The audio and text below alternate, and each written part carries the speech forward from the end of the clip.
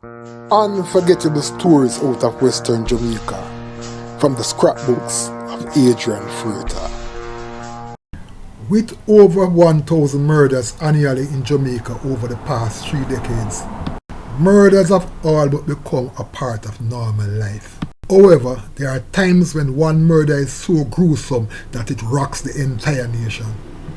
One such murder occurred in May 2012 when 47-year-old taxi operator shopkeeper Delroy Frame of Logwood District in Hanover was lured away from his home parish by the sister of a policeman with whom he had a dispute and was taken to Senton, where he was beheaded by the policeman and his car burnt. Thankfully, forensic evidence was able to tie the policeman and the sister to the murder. They were subsequently found guilty and sentenced to life imprisonment. In this edition of Lest You Forget, I will revisit the story from the article I wrote for The Gleaner, which was published on June 21st, 2012, under the headline, "He was a nice little black boy, the painful reflection of bearded cabbie's mother." "Lord Jesus, look what they did to my son," muttered 74-year-old Palmita Frame as tears flowed down her aging face. "Him never deserve it. Lord Jesus, him never deserve it." Frame is the mother of 47-year-old taxi operator shopkeeper Delroy Frame, whose headless corpse and burnt-out car were found at different locations in Wild Cane Senton last month. Following police investigation into the gruesome killing, 24-year-old police constable Jeffrey Peart, who is on suspension from the force, and his sister Roxanne Peart were arrested and charged with murder and conspiracy to murder. A tearful Mrs. Frame, who looked a broken woman as she sat on the veranda of her Logwood home surrounded by equally distraught family members, described her son as a special child. "He never left me and his father. He built his house right here in the same yard. His house is behind mine," said the mother of 10 children. "Anytime we need anything, Delroy is always the first one to call because he is always around." In reflecting on the many endearing qualities of her son, Mrs. Frame said he was quiet by nature but was well loved in the Logwood community because of his generosity and easygoing attitude. As a child, he was a good, nice little black boy who never gave any trouble, she recalled. He did not talk a lot. When he did, it was always some kind of joke. Like Mrs. Frame, Marcia Shirley, the deceased man's common-law wife of 21 years, looked absolutely devastated as she contemplated a future without the man who fathered her 19-year-old son and 17-year-old daughter. "He was a good man, a caring father," said Miss Shirley. "I cannot imagine what life will be like without him. I was the one who went to Senton to identify his body, and I will never forget the sight of his body without the head," whispered Miss Shirley as she turned away to hide her tears. The deceased man's head has still not been found.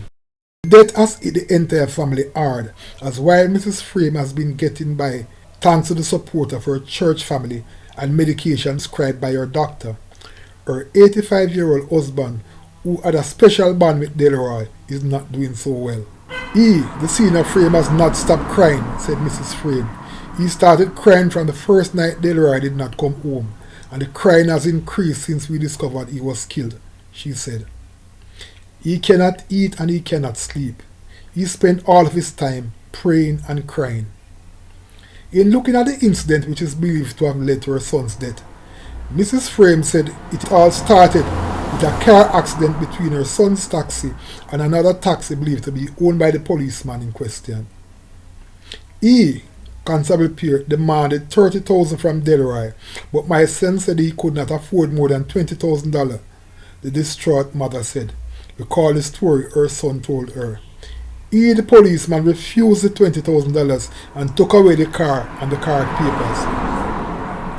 Mrs. Frame said her son made several attempts to retrieve his vehicle, but to no avail as the policeman insisted on being paid $30,000. After several trips without success, another policeman gave Delroy a number to call for help, the mother said. The number turned out to be that of the office of the Commissioner of Police, and Delroy told them what happened. A team of police investigators from Kingston were subsequently sent to Negril, and with Frames Corporation, a sting operation was set up. They, the police from Kingston, put a tape recorder on Delroy and marked the $30,000 he had turned over to Constable Peart, the mother said. After the money was handed over, Peart was arrested. While she is unsure as to the circumstances under which her son ended up in Wild Cane St. Ann, where his headless body was found, Mrs. Frame does not believe he went there on his own. I don't believe he went up there of his own free will, because he is not a man to take charters going out of Hanover, said Mrs. Frame. I think he might have been kidnapped or otherwise forced to go there. Constable Peart and several members of his family were taken into custody in the aftermath of the discovery of Frame's headless body.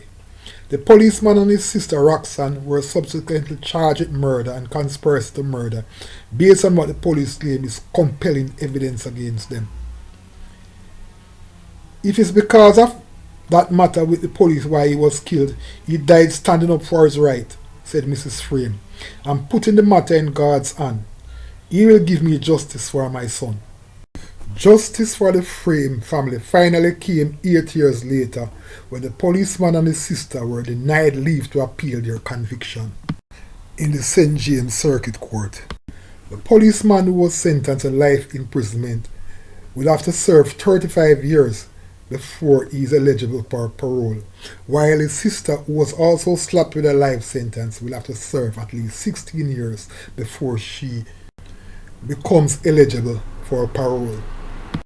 In looking back at that cold-blooded murder, it was definitely one of those unforgettable stories out of Western Jamaica. Unforgettable stories out of Western Jamaica, from the scrapbooks of Adrian Freighter.